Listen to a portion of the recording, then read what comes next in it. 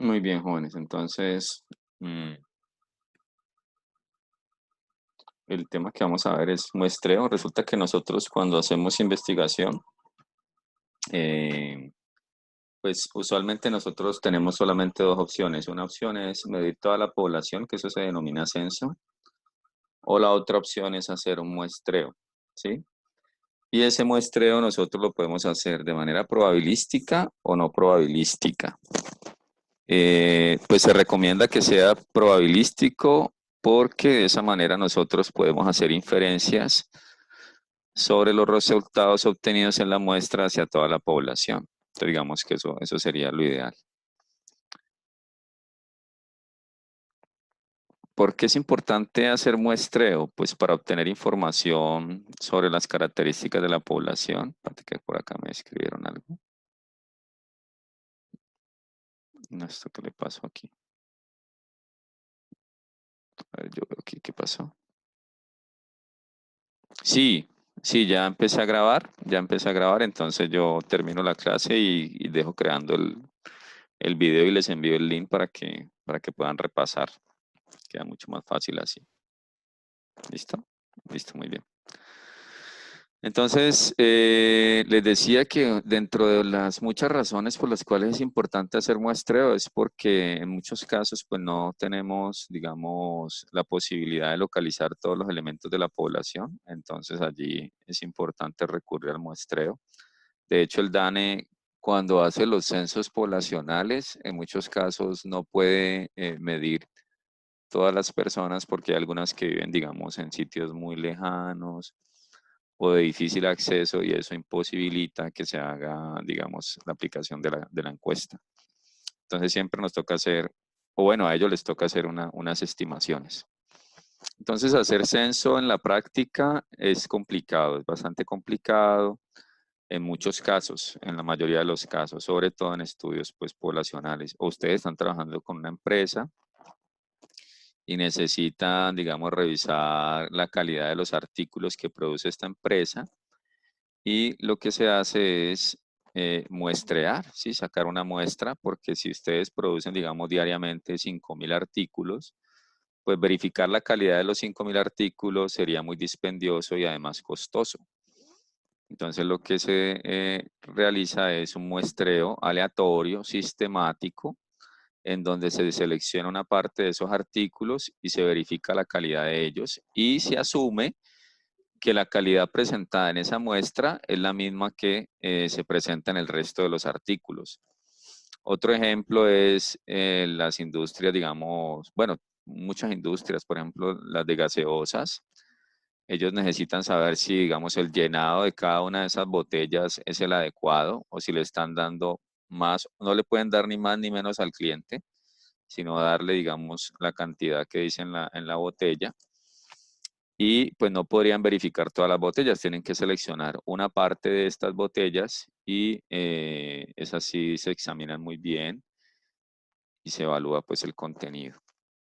Entonces el muestreo definitivamente en investigación, en control de calidad es muy necesario. Entonces nos reduce costo y tiempo porque no es lo mismo que usted tenga que medir 5.000 artículos a que tenga que medir solamente 300 o 200. En algunos casos se puede decir que es más confiable en cuanto a los resultados obtenidos, porque usted tiene más control. Si usted va a hacer un estudio, digamos, donde va a aplicar unas encuestas a los trabajadores de una empresa, si en esa empresa hay 2.000 trabajadores, usted tiene que medir los 2.000, pues eso le va a impedir que usted tenga como un mayor control del diligenciamiento de esos cuestionarios. En cambio, si usted mide solo 200, usted, digamos, tiene más tiempo, lo revisa con mayor detenimiento.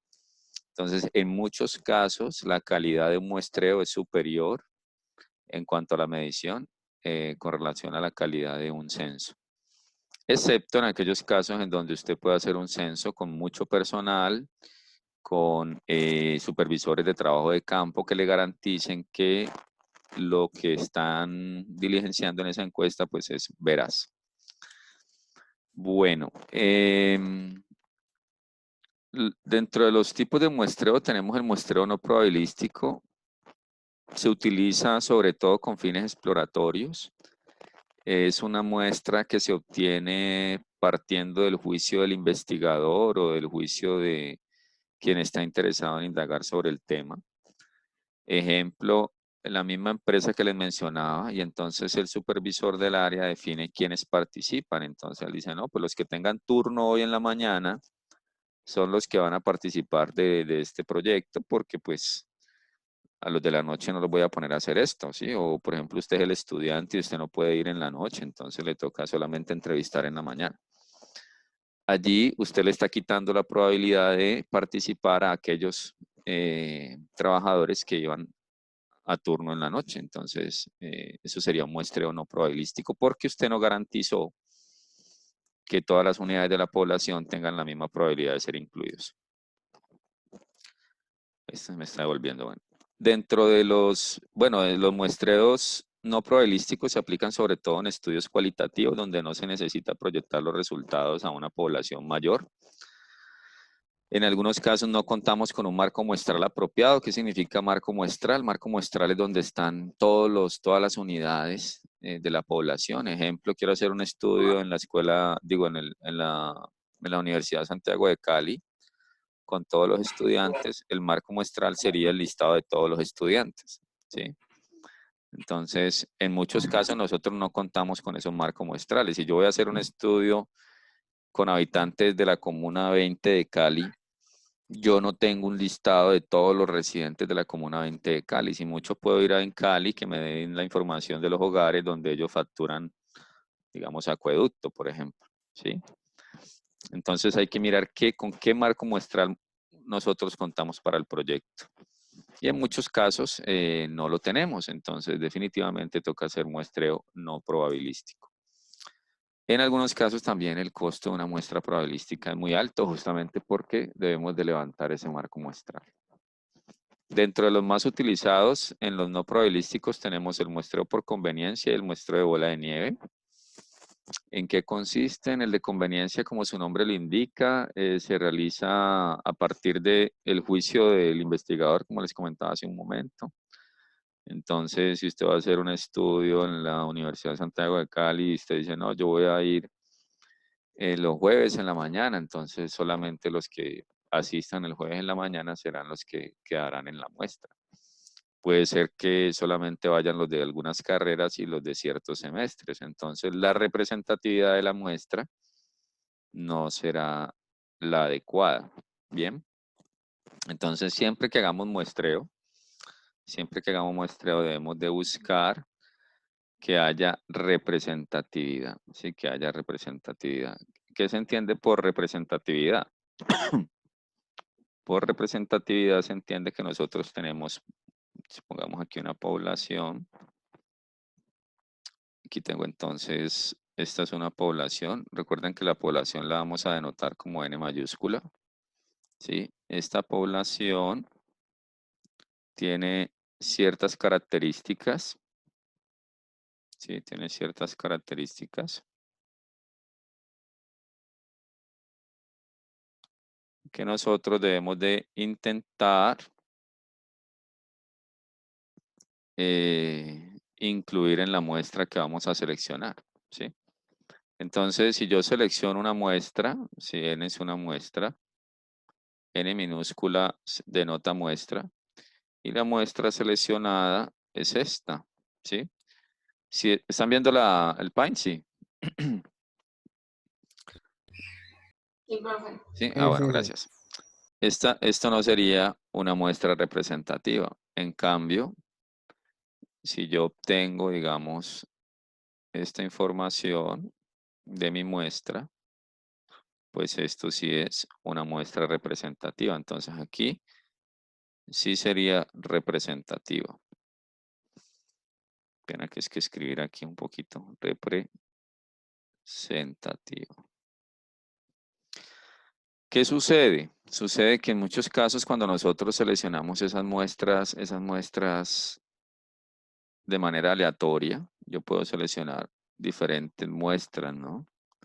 Y todas pueden ser representativas. O sea, cada una de estas son representativas de la población, pero aquí yo voy a obtener un resultado 1, aquí un resultado 2, aquí un resultado 3, un resultado 4, sí, diferentes resultados. Recuerden la binomial que veíamos, el n combinado k, que nos decía cuántas muestras posibles de tamaño k obtenemos de un n. Quiere decir que si yo quiero, por ejemplo, estimar el tiempo de duración de una bombilla, que es uno de los ejemplos que hemos visto en clase, entonces digamos que aquí está la bombilla, entonces un resultado 1, el tiempo promedio aquí digamos que fue 1.3 años, aquí el resultado fue 1.5, aquí el resultado fue 1, aquí el resultado fue 0.95.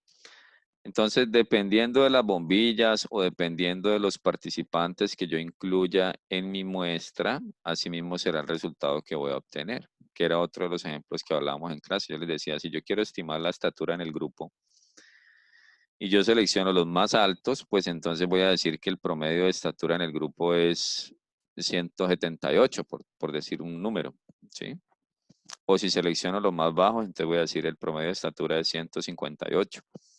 Entonces, dependiendo de la muestra que yo seleccione, así mismo serán los resultados. Y eso, ¿cómo lo llamamos? Que lo vamos a ver ahorita también en una diapositiva. Eso en estadística se llama incertidumbre. ¿Sí?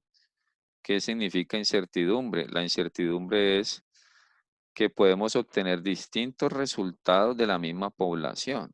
¿Sí? Distintos resultados. Y cuando nosotros hacemos el muestreo aleatorio, pues nos vamos a quedar con una muestra. ¿Sí? Y esa muestra puede sobreestimar o puede subestimar ese parámetro que intentamos conocer. ¿Sí? Recuerden que hay dos términos en estadística muy importantes. Uno es el parámetro, ¿sí? El parámetro que se obtiene del censo, parámetro. Y otro es el estimador que se obtiene de una muestra. Bien, entonces, ¿qué queremos hacer? Queremos encontrar, o mejor, calcular un estimador que me dé cuenta de este parámetro y que sea muy cercano. ¿Qué es lo que pasa? Que este estimador tiene incertidumbre. Como este estimador tiene incertidumbre, ¿qué debemos de hacer? Debemos de calcular algo que se llama intervalos de confianza, que sería el último tema de este curso. ¿Sí? Pero antes de llegar a este intervalo de confianza, nosotros necesitamos saber cuál es el tamaño de muestra apropiado para nuestra investigación. Si yo tengo un N, una población de 2000, por decir algo, si tengo un N de 2000, un N mayúscula, ¿cuál es una muestra, digamos, válida? Entonces serán 500, serán 200, serán 50. ¿Esto cómo lo vamos a obtener? Lo vamos a obtener con unas fórmulas que yo les voy a presentar el día de hoy. ¿Listo? Entonces esa es como la dinámica. Entonces volvamos por acá a la presentación. Bien, también tenemos el muestreo bola de nieve en el no probabilístico. El no probabilístico en algunos casos se utiliza cuando lo que vamos a indagar es poco frecuente o es de difícil acceso en la población. Ejemplo, yo quiero hacer un estudio sobre el consumo de sustancias psicoactivas en los estudiantes de la Universidad de Santiago de Cali. No tengo un marco muestral donde aparezca el nombre de todos los estudiantes que cumplen con esta condición. Entonces lo que debo hacer es identificar a uno y ese estudiante inicial que yo identifiqué me va a direccionar con otro. Entonces consigo un estudiante que cumpla con la condición, que consuma sustancias. Eso es algo muy secreto, muy privado. Yo le garantizo que nadie va a dar cuenta, que eso es confidencial, esto es con fines de investigación. Todo será anónimo. Y entonces me dice, bueno, yo le ayudo a conseguir otro, entonces me presenta un amigo y luego el otro amigo me presenta otro y así sucesivamente hasta completar un tamaño de muestra, digamos, conveniente, que en estadística hablamos de un N de 30 por lo menos, ¿sí?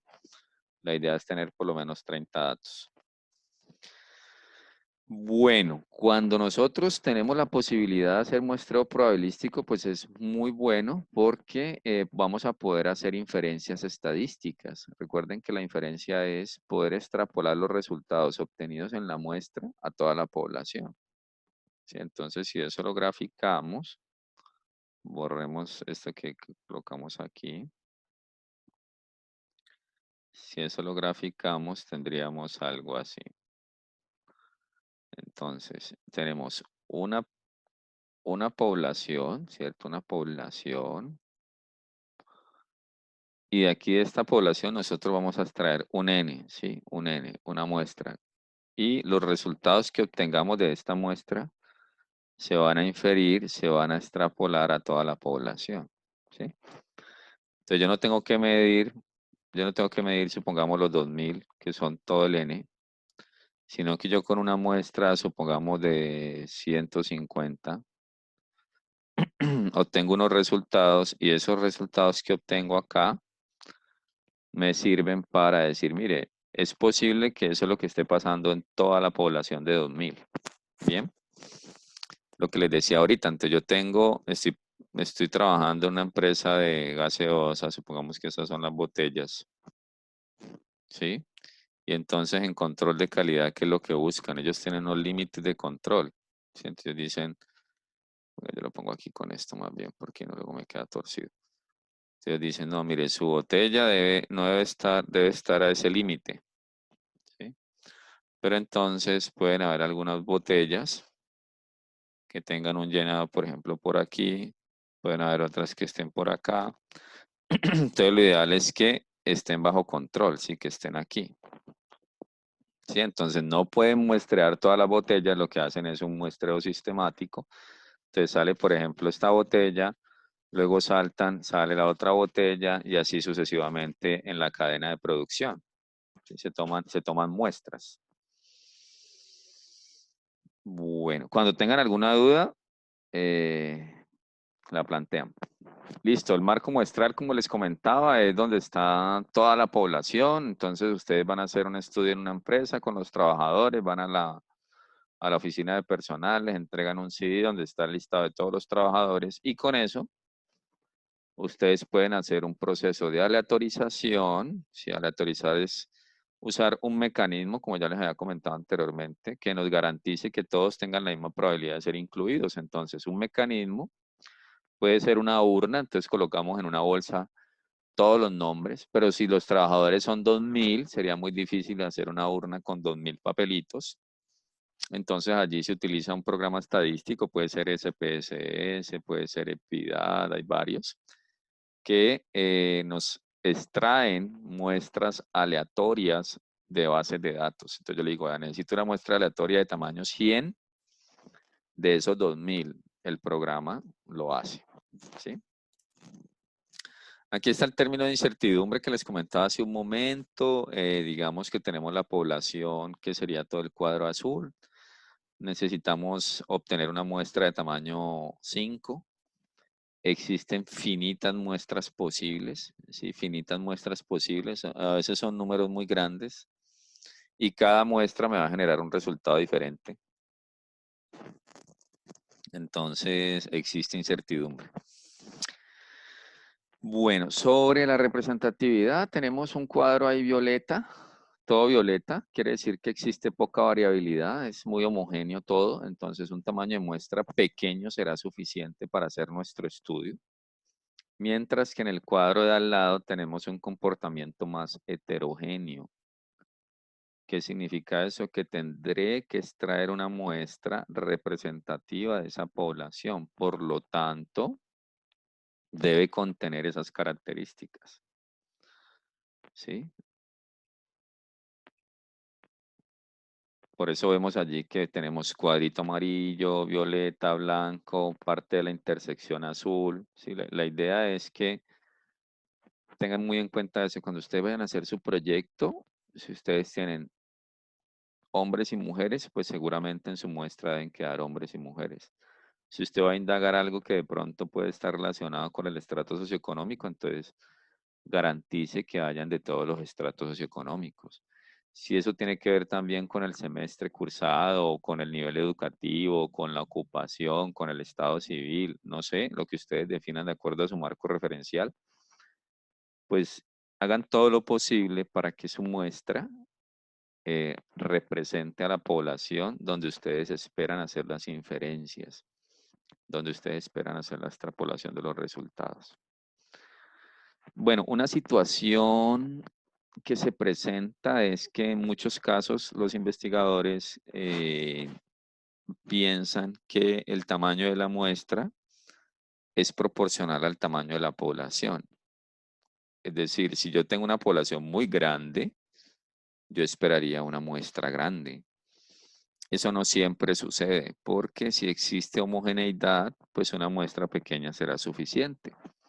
Y aquí hay un ejemplo desde lo cotidiano. Si ustedes están haciendo una sopa en un recipiente para pues, de la casa, en una olla para sopa de diario, para su familia, digamos, ese recipiente, o sea, la muestra representativa de cómo le está quedando la sopa es esa cucharada que ven allí.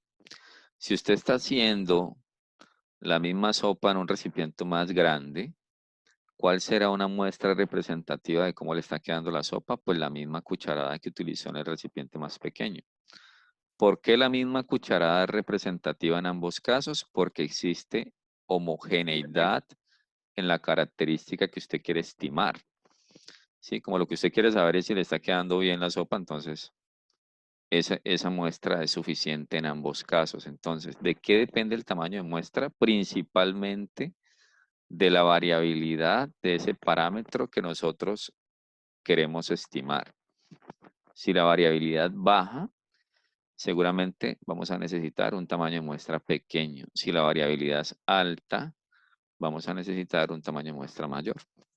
¿Sí? Bueno, sobre el muestreo probabilístico, como les comentaba, es fundamental que la selección, la extracción de los participantes o de las unidades se realice de forma aleatoria. Anteriormente se hablaba mucho de tabla de números aleatorios, pero ahora digamos que uno utiliza son los programas estadísticos que nos hacen esa labor. Sobre los criterios de tolerancia, jóvenes, que están relacionados con los niveles de confianza, lo que se espera es que todo proyecto de investigación tenga por lo menos un 90% de confiabilidad. ¿Sí? La idea es que sea de 90 o superior. Casi siempre en investigación estamos trabajando con un nivel de confianza del 95%. ¿Qué implicaciones tiene tener mayor confiabilidad? Pues que el tamaño de muestra es mayor, ¿sí? Entre más confiabilidad nosotros busquemos, más muestra vamos a necesitar. Pero lo que les comentaba hace un momento, es necesario que por lo menos tengamos un 90%. Entonces usted va a hacer el cálculo de su tamaño de muestra y usted tiene 200.000 pesos y cada fotocopia le vale 1.000 pesos. ¿Sí? Entonces usted ya por costos sabe que si tiene 200.000 pesos y cada encuesta, cada fotocopia le vale 1.000 pesos y usted va a hacer el trabajo de campo, pues solo podría hacer 200 encuestas, ¿sí? Bien, entonces usted por costos ya está definiendo su máximo tamaño de muestra. Pero usted, lo ideal es que lo pueda argumentar también con los criterios de tolerancia para tener clara cuál fue la confiabilidad, cuál fue el error de estimación, cuál es la variabilidad. Bien, entonces usted dice, bueno, vamos a mirar. Con un 99% le dan 500. Estoy dando dos cifras hipotéticas, ¿no? Entonces usted empieza a bajar, a bajar, a bajar y ya con el 90% le dieron 220, por ejemplo. Entonces usted dice, ah, bueno, aumentémosle el error. Es decir, uno puede jugar con esas cifras hasta llegar al 200, que es el valor que usted, el valor máximo al cual usted puede entrevistar o encuestar. ¿Sí? Entonces, lo importante desde el punto de vista científico es que usted argumente por qué son 200, por qué no son 220, por qué no son 180. Si entonces usted presenta una fórmula estadística con un nivel de confianza, un error de estimación, una variabilidad. Si tenemos el tamaño de la población estaría allí y con eso usted está argumentando ese número. Que de hecho eso es lo que se hace en las encuestas, en los sondeos de opinión, ¿no? Sobre todo en época electoral, casi siempre esas oficinas de estadística pues están presentando resultados de sus mediciones, en donde participan 1.500, 1.400, 1.600 personas y argumentan que esas 1.600 son representativas para todo Colombia. ¿Por qué son representativas? Porque hacen una muestra muy bien hecha, ¿no? Estratificada, digamos, proporcional por departamentos, por edades. Bueno, buscan la mejor foto posible solamente con esos 1.600. Y eso es lo que aparece en la ficha técnica, ¿no? Que es lo que uno debería leer. Bueno, aquí ya están las fórmulas, que era donde quería llegar, jóvenes. Para hoy vamos a trabajar la fórmula para estimación de prevalencias o mejor porcentajes. Sí, la prevalencia es también conocida como porcentaje o proporción. Entonces, en muchos casos nosotros estamos interesados en estimar un porcentaje. Entonces, yo quiero saber cuál es el porcentaje de artículos defectuosos que espero en un lote. ¿Cuál es el porcentaje de satisfacción de los usuarios? Sí, entonces la idea es saber qué fórmula utilizar cuando en nuestro proyecto de investigación el interés es estimar un porcentaje. Entonces, ¿qué es lo primero que vamos a revisar? Vamos a revisar el tamaño de la población, que es el N mayúscula. Si el tamaño de la población es mayor a 100.000, si entonces usted va a hacer un estudio en Cali, con todos los habitantes de Cali. Entonces, en Cali hay como 2,5 millones de habitantes. Uy, no, entonces esos mayores de 100.000, por supuesto. Ay, me están rayando ahí. Ve, yo puedo rayar. Venga, ay, sí, también. Y ahora, ¿cómo quito eso? Me tiré esta vaina. Ay, hombre, a usted me hicieron rayar y la embarré. Bueno, ya. Entonces, si vamos a hacer un estudio en Cali, 2,5 millones de habitantes, pues vamos a utilizar la fórmula corta. Pero si usted va a hacer un estudio en una empresa, como lo hablábamos hace un momento, y la empresa tiene 2.000 trabajadores, pues vamos a usar la fórmula de al lado que dice n menor o igual a 100.000. Es una fórmula un poquito más larga, pero me está ajustando por el tamaño de la población, que es n. ¿Sí? Si vemos en la parte inferior de la diapositiva, tenemos que z es el valor de la tabla, la famosa tabla que ya aprendimos a usar. Es el error permitido, error de estimación, que ese lo definimos nosotros como investigadores, pero para la clase pues yo les voy a dar siempre ese valor para que ustedes lo reemplacen. Sí. Profe, no se le escucha nada. ¿No se me escucha? Oli. Ah, ¿usted estaba hablando? No, profe, no escucha nada. Ay, ¿cómo así? Esperen que es Algunas que, palabritas que le escucha por allá lejos. es que me dice que la conexión no es muy buena. Ahora sí le escucho ahí. ¿Ya mejoró? Sí. Sí, me salió que la conexión no estaba muy buena, me salió, qué pena.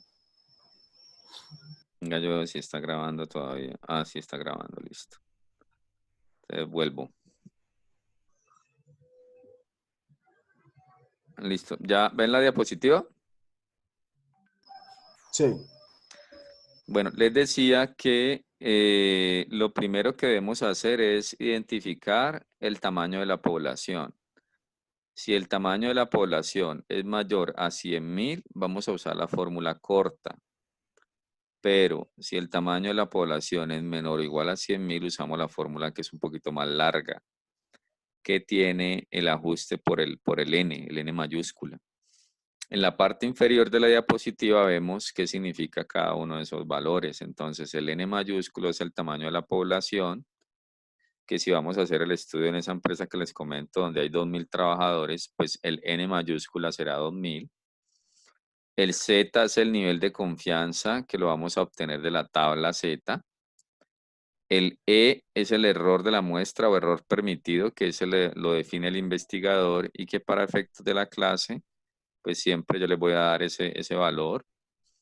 El P es la probabilidad de aceptación o proporción a favor, ¿sí? Que es igual que la binomial. Y el Q, pues sería 1 menos P. Bien.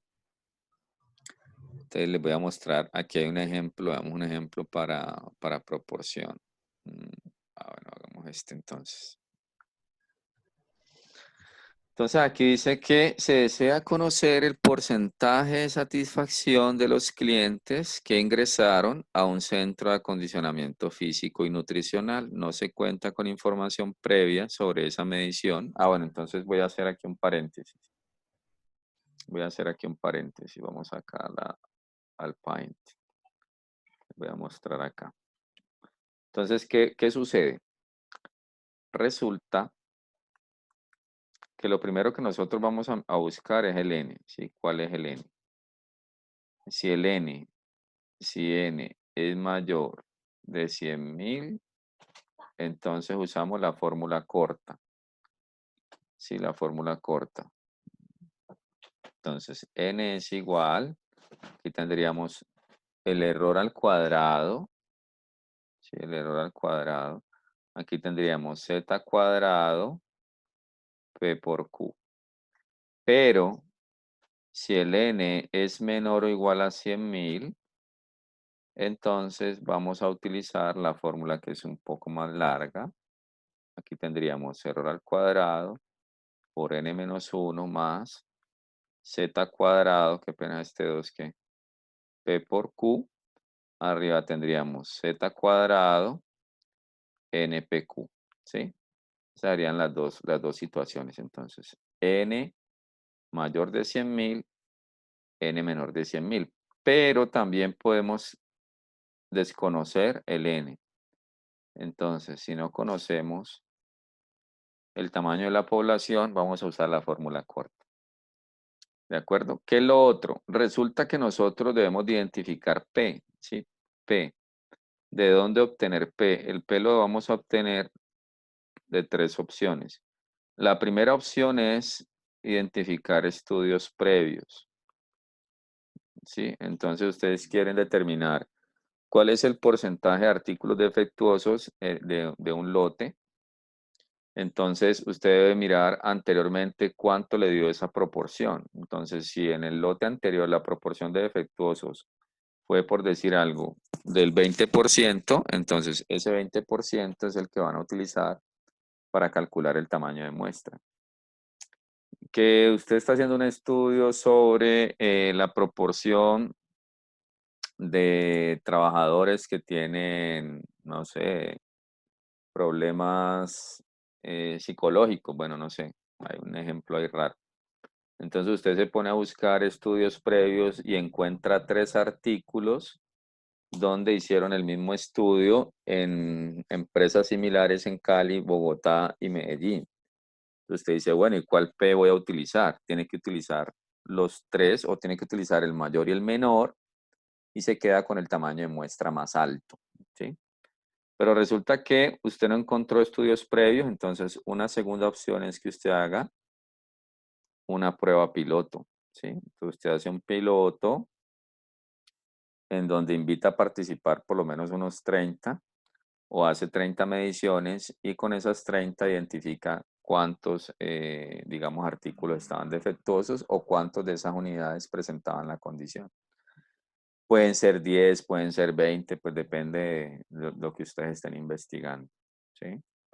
Entonces, usted quiere saber cuántos artículos defectuosos vienen en ese lote, no tiene información previa, entonces usted dice, no, yo voy a sacar 10. Sacó 10 artículos y de esos 10 artículos habían 3 defectuosos. Quiere decir que el P sería 3 sobre 10, sería 0.3, ¿sí? ¿Y de dónde salía el Q? Aquí me abrieron para un micrófono. Me abrieron un micrófono. Ya, listo. Entonces, el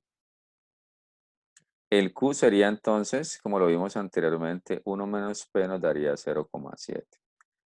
La tercera opción, jóvenes, sería utilizar P igual a 0.5. ¿Por qué tendríamos que usar P igual a 0.5? Por lo siguiente. Resulta, vamos a hacerlo por acá, a ver, yo esto que fue. Vamos aquí en esto que está aquí, vamos a colocar esto más grande. Yo tengo un P, tengo un Q y la varianza es igual a P por Q. Bien. Aquí tengo, estos son mis valores. Coloquémoslo aquí. Bueno, ese amarillo está muy feo, pongámoslo azul. Y vamos a colocar aquí diferentes valores de P. 0.1, 0.02 y así sucesivamente hasta llegar a 0.99. A ver, aquí me pasé. 0.99, aquí está. Listo. Q entonces sería 1 menos P. Bien. Y la varianza sería en este caso el producto entre P y Q. entre P y Q. Entonces observemos cómo varía la varianza a medida que cambia P. Entonces, esperen, yo lo fijo aquí. Entonces vamos a verlo acá. Inmovilizar panel, listo. Entonces, ¿cómo va cambiando la varianza? Va aumentando la varianza, punto 23, punto 24, punto 25 y luego empieza a decrecer. Quiere decir que cuando el P vale 0.5 es donde vamos a obtener el valor más alto de P por Q. Por lo tanto, si usted no tiene información para obtener el P, ni de estudios previos, ni tiene tiempo para hacer pruebas piloto, pues tendrá que usar P igual a 0.5, teniendo claro que va a obtener el máximo tamaño de muestra posible, ¿sí?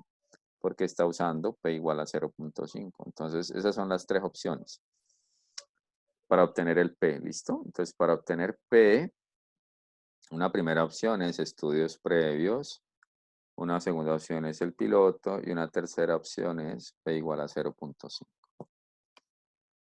Entonces, vamos a mirar de nuevo la pregunta, voy a traerla para acá, para que la desarrollemos. Vamos a copiarlo y lo pegamos acá, muy bien.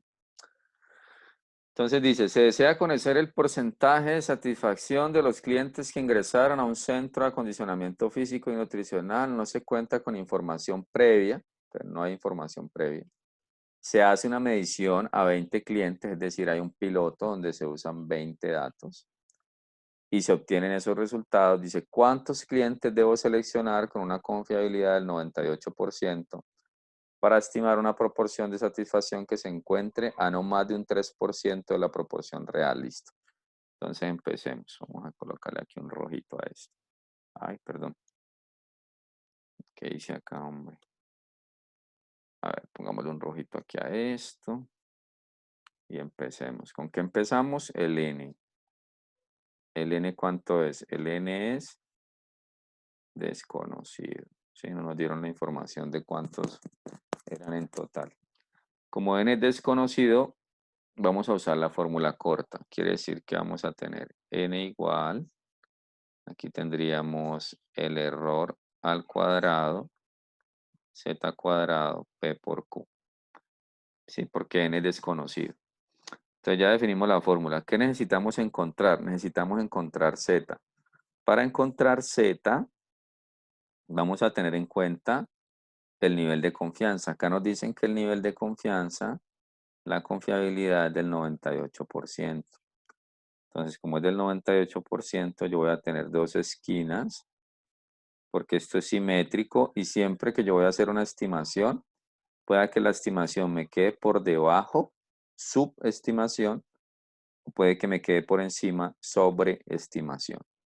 Entonces, aquí yo tengo el 98%, que sería 0,98. Resulta que este nivel de confianza, si el nivel de confianza es igual a 1 menos alfa, que es el nivel de significancia. Por lo tanto, alfa sería igual a 1 menos el nivel de confianza. Quiere decir que alfa sería igual a 1 menos 0,98 en este ejemplo. Alfa sería 0,02. Pero resulta que como yo dividí esto en dos pedacitos, acá tengo alfa medios y acá tengo alfa medios. Quiere decir que alfa medios sería 0,01. Y este valor que acabamos de encontrar aquí es el que vamos a buscar en la tabla Z, ¿sí? Para hallar el Z asociado a un nivel de confianza del 98%. ¿Qué vamos a tener? Por acá vamos a tener un Z negativo y por acá un Z positivo, ¿sí? Si buscamos 0.001, corresponde al del lado izquierdo, 0.01, perdón, 0.01. Y la otra opción sería, digamos, vamos a colocarlo con un naranja. Sería de aquí para acá. El que tendríamos que buscar sería 0,99, el del lado derecho. Entonces, si buscamos 0.01,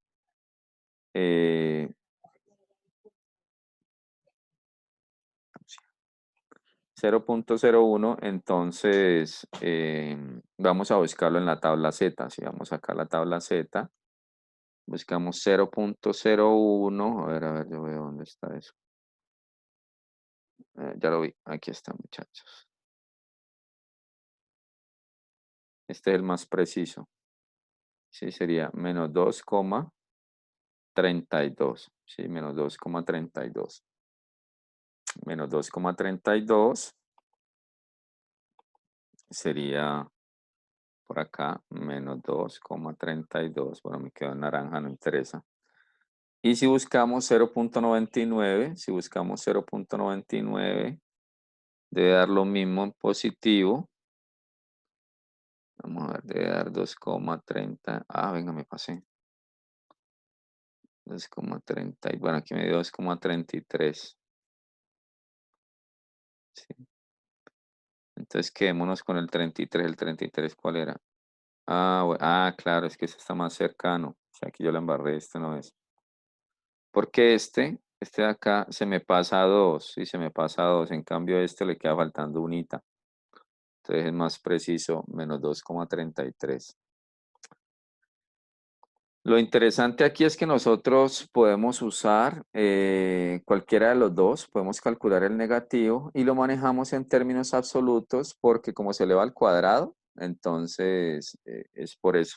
Entonces aquí queda 2, ay, perdón, aquí quedaría 2,33 y aquí 2,33 positivo. Sí, pero entonces el z que vamos a usar para nuestra fórmula, el z, el z va a ser 2,33. Listo, entonces ya tenemos el z. El error nos lo están dando por acá. El error dice que sea no más de un 3%. Entonces coloquemos por aquí. Es que no me va a caber. Voy a borrar esto. Ya esto ya lo vimos. Listo. Entonces vamos a colocar aquí una rayita. El error aquí, el error es del 3%, es decir, 0,03. Ya tengo el error. Ahora necesito el P. Tengo que mirar cuántos clientes satisfechos hubo en ese piloto. Los clientes satisfechos hubo por acá. Hay 1, 2, 3, 4, 5, 6, 7, 8, 9, 11, 12, 13, 14, 15, 16, 17. Listo, hubo 17 clientes satisfechos de un total de 20. Eso me daría 0,85. Quiere decir que Q valdría 0,15. Bien. Y ya con esto reemplazaríamos en la fórmula. ¿Sí? Entonces tenemos n igual 2,33 al cuadrado por P, que sería 0,85, por Q, que sería 0,15. Y aquí tengo el error, que sería 0,03 al cuadrado. ¿Listo? Ya sería resolver esto. Profe, ¿cómo hizo Sí. para sacar el 0,15? Al 0,15, como Q es igual a 1 menos P, entonces aquí tenemos, mira, Q sería igual a 1 menos P, entonces sería 1 menos 0,85 y eso ya te daría 0,15. ¿Sí? No, que yo me salté este pedacito. Entonces Q igual a 1 menos P, entonces sería esto. 1 menos 0,85 te da 0,15. Ahora, si yo tomo esto acá, voy a llevarlo acá al Excel, hagámoslo en Excel ahí rapidito. Copiémoslo acá. ¿Dónde era que estaba yo haciendo? Por aquí. Pongámoslo por aquí. Entonces, si yo hago esta formulita, aquí me quedaría. Así. Sería, bueno, 2,33 por 2,33, que es al cuadrado, por 0,85 por 0,15. Ese sería el numerador y el denominador sería, bueno, ustedes también pueden usar potencia, ¿no? Si quieren. Potencia de 0,03 elevada al cuadrado. Y luego esto dividido me daría 769. Ujú. Quiere decir que nosotros necesitamos medir 769. Espérate que está aquí. 769. Sí, esa sería la solución. 769. Listo, muchachos. ¿Hasta allí alguna pregunta? Sí, profe, el de la E. ¿El del error? Sí, casi no lo entendí bien. Bien, lo que pasa es que el error siempre a ustedes se les va a entregar, ¿no? Entonces, en la práctica, pues ustedes como investigadores lo van a definir. Pero para la clase, pues yo les voy a decir, el error fue un 2%, un 1%, un 3%, de lo que sea. Entonces, aquí el error que se les dio fue el 3%, ¿sí? Como es un error del 3%, lo debemos expresar como proporción, ¿sí? Como número. Entonces, si yo les digo 3%, entonces ustedes lo que hacen es 3 dividido 100, pues les daría 0,03. Sí, igual, por ejemplo, sí. Entonces, si yo les digo, por ejemplo, 2,5%, entonces sería 2,5 dividido 100, daría 0,025. Y así sucesivamente. Eso solamente aplica en el caso que ustedes estén haciendo cálculo de proporción.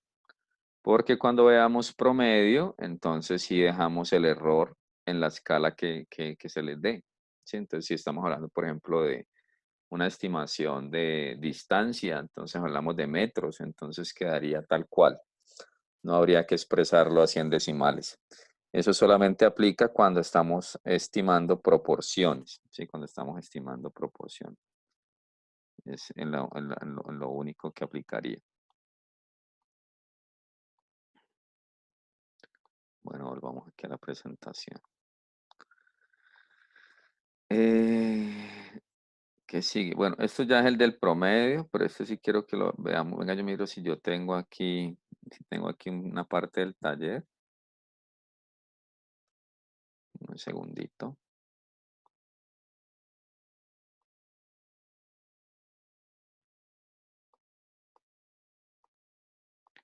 ¿Qué pasó a esto? Dame un momentico.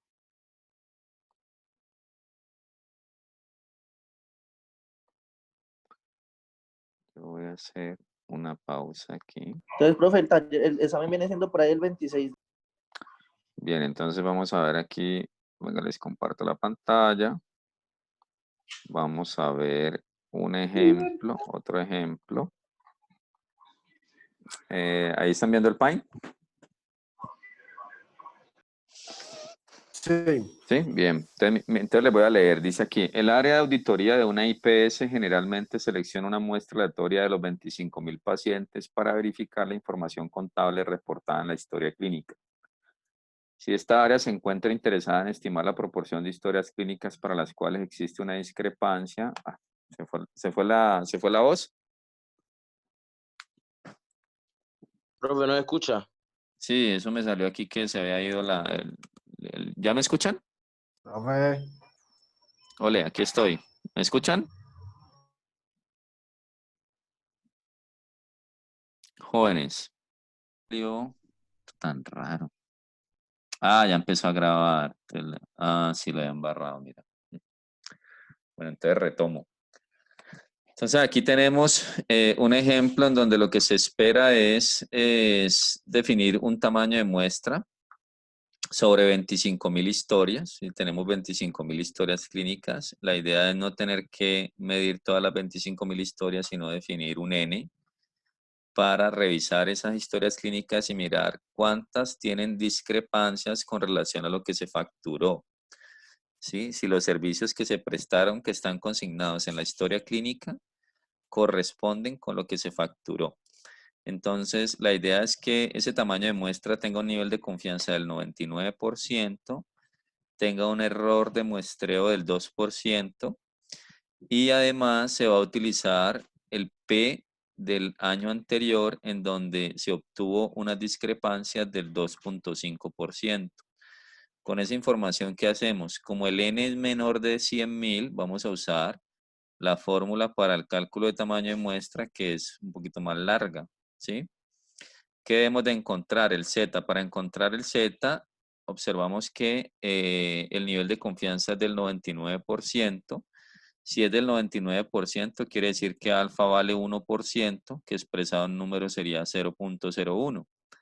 Como nosotros debemos de tener alfa medios por la parte inferior y alfa medios por la superior, porque yo puedo tener una subestimación o una sobreestimación, calculo alfa medios me daría 0.005.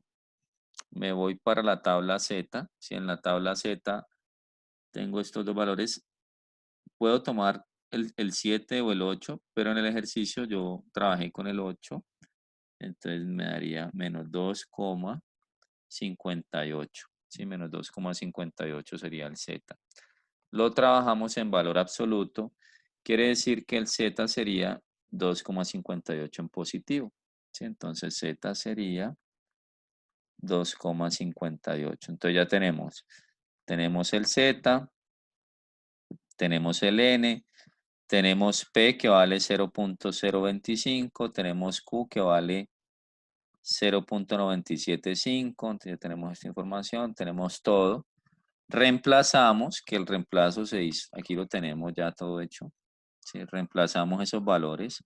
25.000 que es el N mayúscula, 2.58 que es el Z, el P, el Q, y con eso obtenemos un resultado de 399 historias clínicas. Quiere decir que yo necesito seleccionar aleatoriamente de esas 25.000, necesito seleccionar 399 para hacer la estimación de esas diferencias entre lo facturado y los servicios prestados. Bien, y aquí quedan pues como los criterios que se emplearon.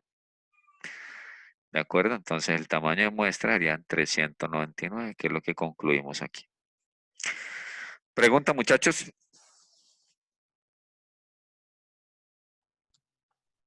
No, profe. Entonces, la idea es que yo les voy a colocar, ahorita más ratico les envío dos ejercicios de proporción, solamente de proporción, para que los trabajen y los discutimos en 8 días antes de iniciar pues con la estimación de promedios. ¿De acuerdo? Bueno, Entonces, profe. la clase de hoy era corta. Muchas gracias por su asistencia y nos estamos conversando entonces. ¿Listo? Bueno, profe, no envíe mandar el link. Sí, ya ahorita ya lo convierto y lo hacemos. Igual el compañero también grabó. Hasta Entonces, luego, profe, gracias. con mucho gusto. Compañero, ¿usted, Hasta luego, profe, usted gracias. manda la grabación por dónde? ¿Por el Bueno. WhatsApp o por dónde? Yo la mando por el WhatsApp, mano.